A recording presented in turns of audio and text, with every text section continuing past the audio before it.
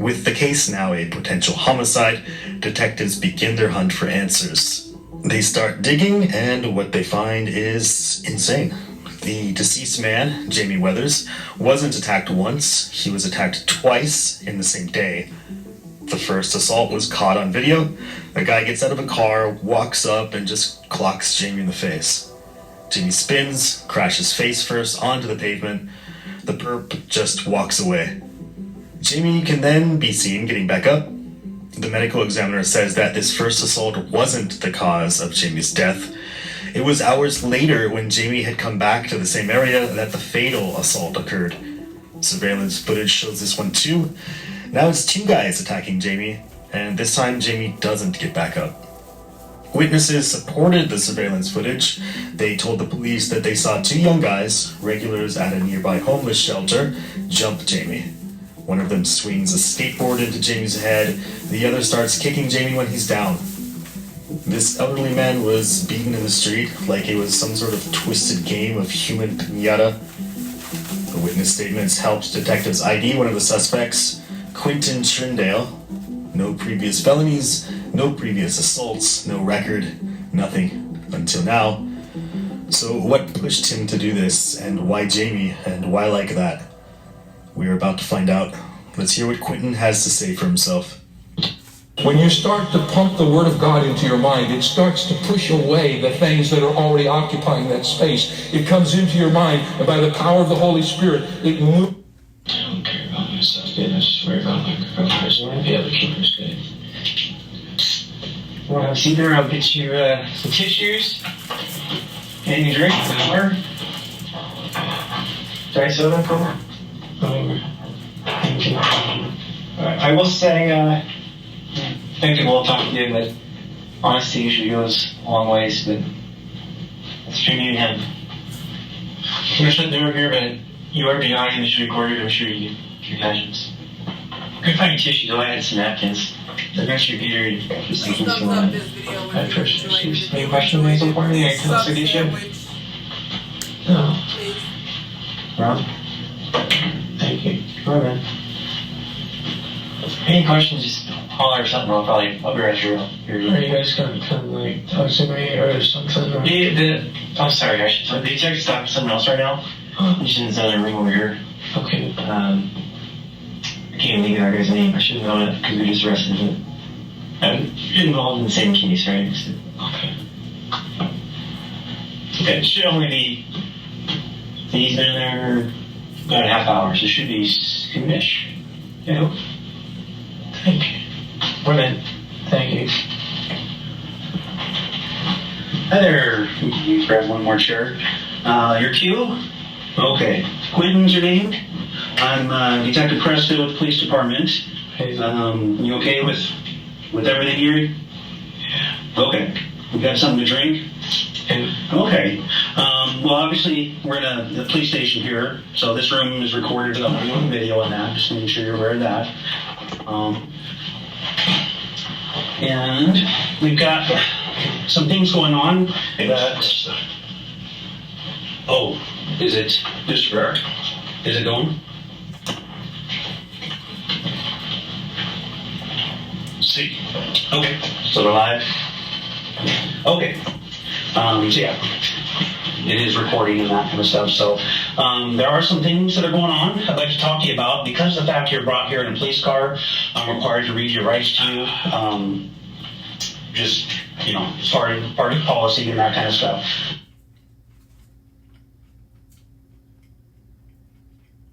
Okay. Well, can you tell me why you're here? No, they said it was an assault, but I don't remember an assault. Okay. Well, a lot of other people do, and it's all recorded on video as well. So,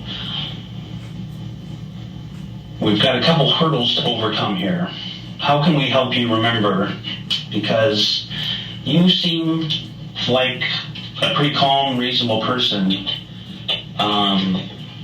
And so it makes me think that something may have happened to change that. Did this happen for no reason at all? No. Okay. If I ever did anything, it was obviously for a reason to things like that. Yeah. Like anything myself or my significant other. Yeah. Yeah. You don't portray me as a person that would just do something for no reason. Can you tell me what the reason was? This man was, he was masturbating at a bus stop close to the shelter. And there was there was an older female and a young female there who stayed at the same shelter as me.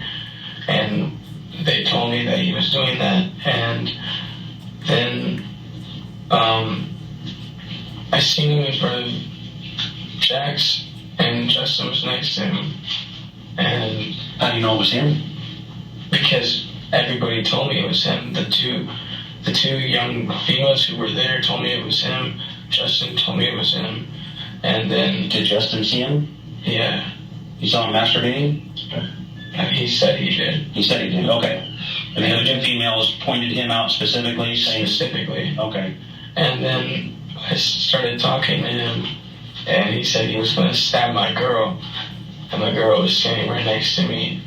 And he lunged towards my girl. I hit him with my board as defense, and he dropped.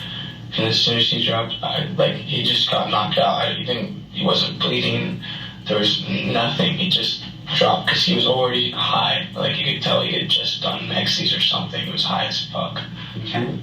And I started walking away, and I looked back, and somebody else was on him and hitting him, and I told him to stop, and I just kept walking towards the shelter, and I went back to the shelter. That's my entire side of the story. That's everything that happened. Okay. And Justin's your brother, right? Your street brother? Yeah. You said that. Well, that's what he said. He said you guys are brothers. He's my friend. He's my really good friend. Like, I call him my brother, but... Okay. Well, you know that there's audio also on the cameras, right? Did you know that, or? I didn't know that, but okay. It's good to hear. Okay. So, a lot of what you're saying totally matches up with the video, and a lot of what you're saying totally matches up with what other people are telling us. But not everything is matching up. Because like I said, there's audio on there as well, right? Yeah. What did you say to the guy? I asked him if he was the one that was jerking off at the bus stop. I asked him if he was the one who was acting like a pedo. And he said, he nodded and shook his head at first. And I kept asking him, he just smiled at me and stared at me. And then he looked at my girl and he muttered something like, "I'm going to stab you," and started moving towards my girl. And I just hit him, and I didn't mean to.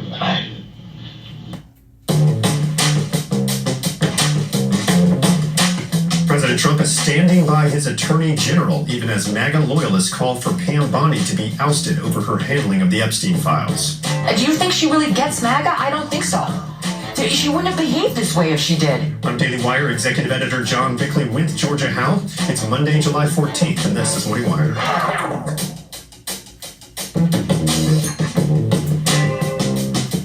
The president gives ICE the go-ahead to use whatever means necessary to carry out its deportation efforts in the face of growing assaults on agents. Look, California and Los Angeles are waging insurrection against the federal government.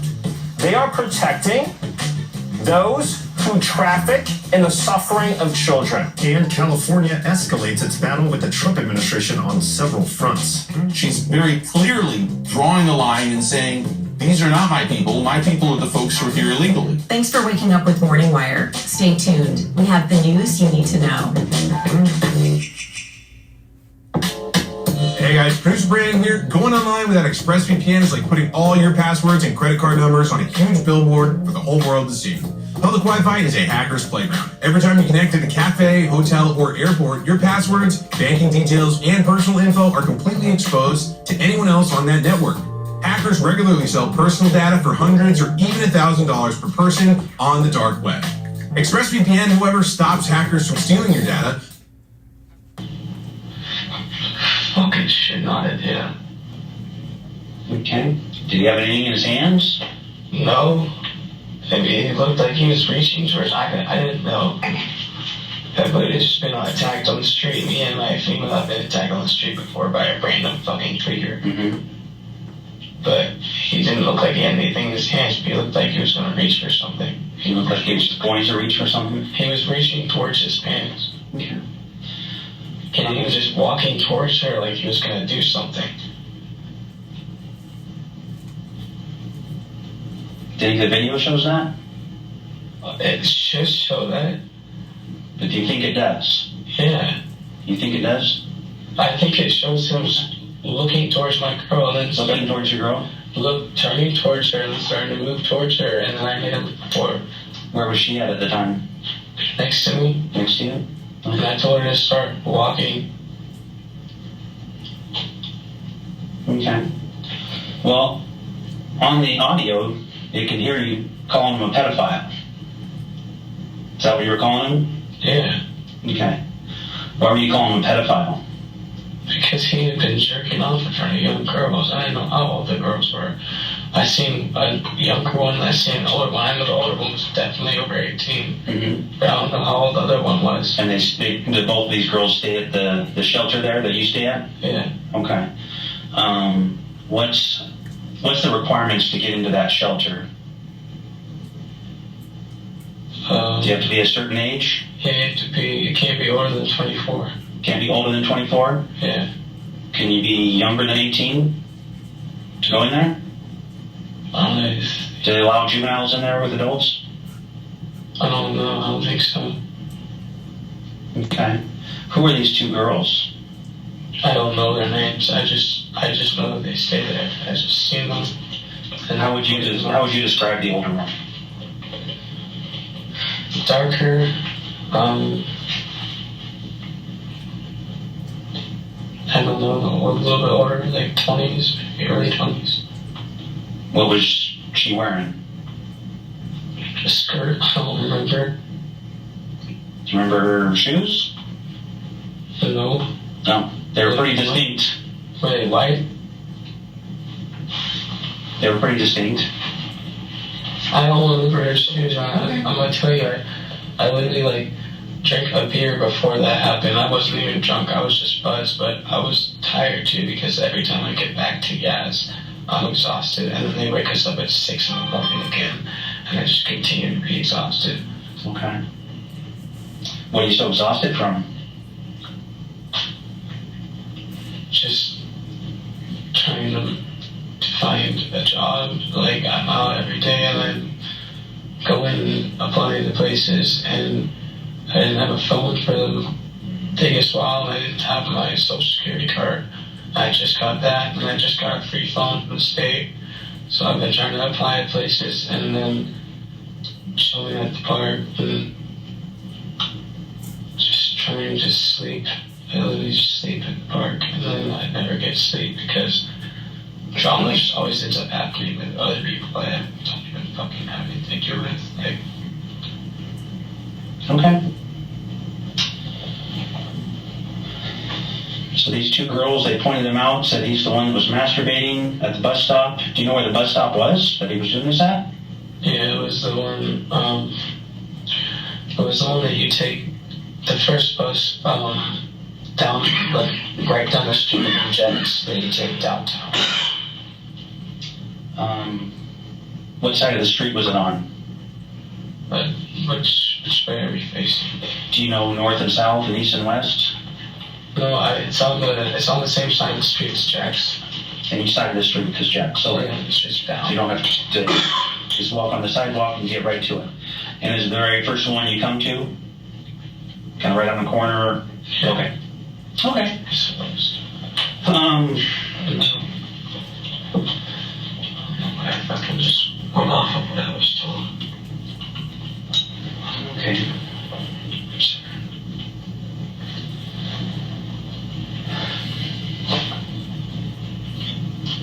So then what happened after you hit him? You hit him in the head? In the head. He stumbled and I think he fell. And I just started walking away. And I looked back and somebody else was hitting him. I couldn't tell who it was, but somebody was hitting him. And I told them to stop, and I just kept walking. How were they hitting him? They were kicking him. Kicking him? Yeah. Okay. It's coming early. Keith, what do you want to be called? It's my paycheck. It's coming early. A fifth third better means an early payday.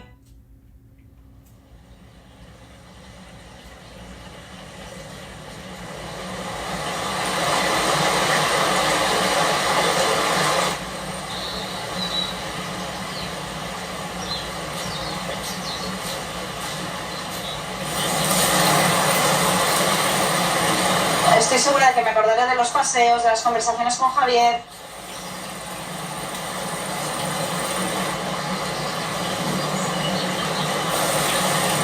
Yo creo que en este caso son proyectos de toda una trayectoria profesional que se recuerdan con especial cariño.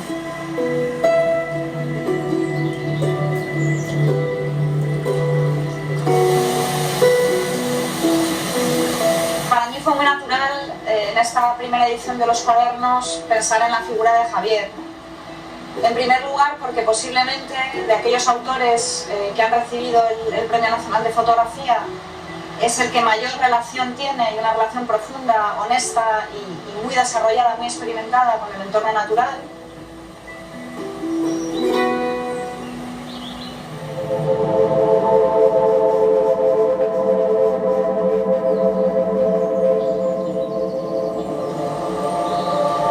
Ha elegido vivir en contacto con el entorno natural. Yo tampoco me atrevería a describirlas, ¿no? Yo siempre digo que son imágenes que transmiten sensaciones, que son muy sensoriales, ¿no? Está tratando de que tú conectes con ese lugar y con él a través de la imagen.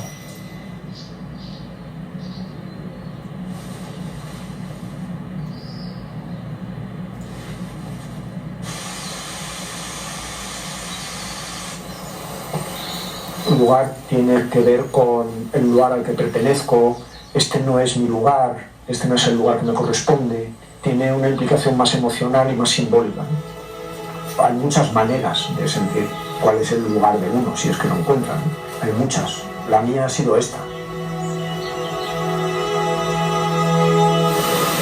De generar sentimientos de pertenencia, de confianza, de seguridad, los que sean, ¿no? Al final, lo que es importante es que este sentimiento está dentro de uno.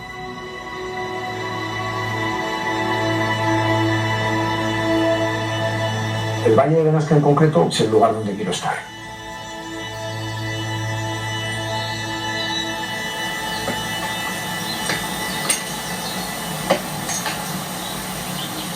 En mi trabajo se ha ido dando poco a poco el ir encontrando la idea del lugar y de pertenencia simultáneamente.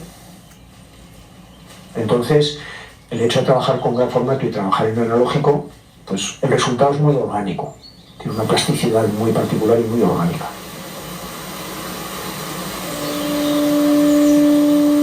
Hay una parte de sacrificio, porque el trípode pesa, la cámara pesa, las propias condiciones la ralentizan, pero me permite como hacerme más consciente de dónde estoy.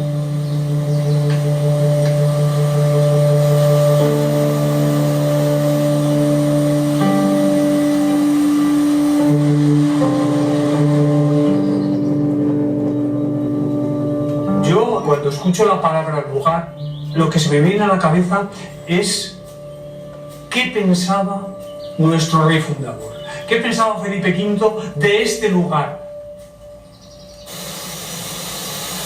La granja es mi lugar, no sé si tengo otro. Para mí es mi vida.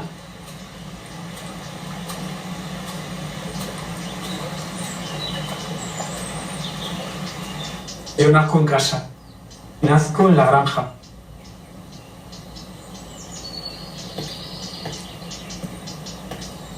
Es la vida de mi familia, la vida de mi hijo, la vida de mi padre. Yo soy un fontanero venido a más, ni más ni menos.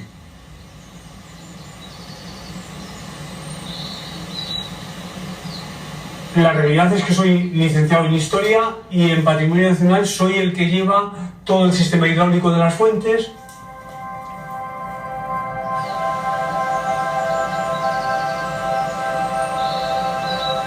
Una de mis misiones en la granja ahora mismo es esa transmisión de conocimientos.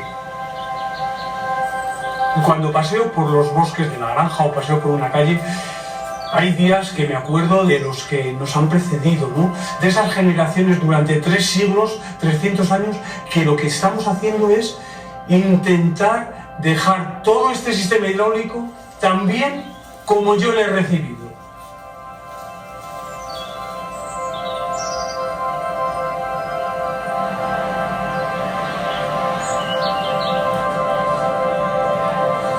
Pues el lugar es aquel sitio donde tú te sientes tú mismo, donde encuentras tu esencia, te encuentras reconfortado y te encuentras como en casa.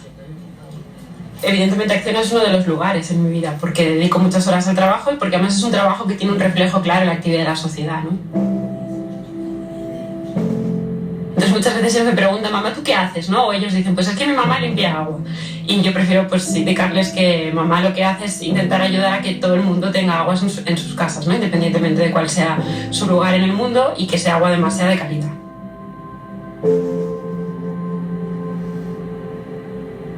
Pues la transferencia de tecnología es una de las partes principales de mi trabajo. Podemos englobarla en 2 partes, ¿no? La parte más de transferencia de conocimiento y transferencia de tecnología. Entonces, todos los proyectos, sobre todo los de innovación, una vez que los finalizamos, es importante dar a conocer a la sociedad por qué los hemos hecho y cómo se beneficia la sociedad de estos proyectos, ¿no?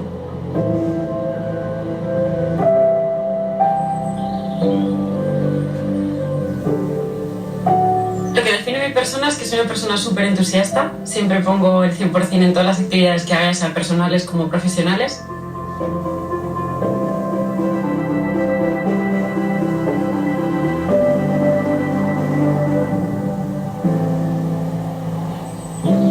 Bueno, yo soy de un pueblo del Prepirineo, cerquita de Benasque, y bueno, pues en cierto modo estoy ligada a la zona de las montañas. Es una zona para mí muy placentera, muy relajada y donde realmente sientes como si me hubiera pasado el tiempo.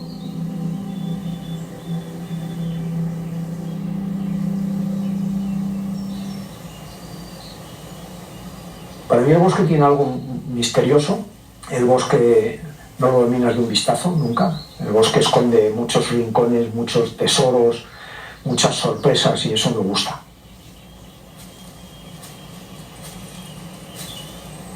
Yo me siento recogido, protegido.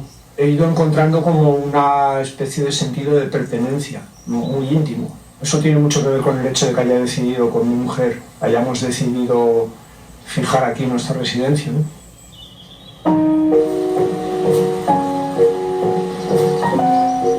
Me gusta mucho tener esa sensación de que estoy, cuando digo pequeñas catedrales me refiero a que uno se siente dentro como de una bóveda, ¿no? Como protegido de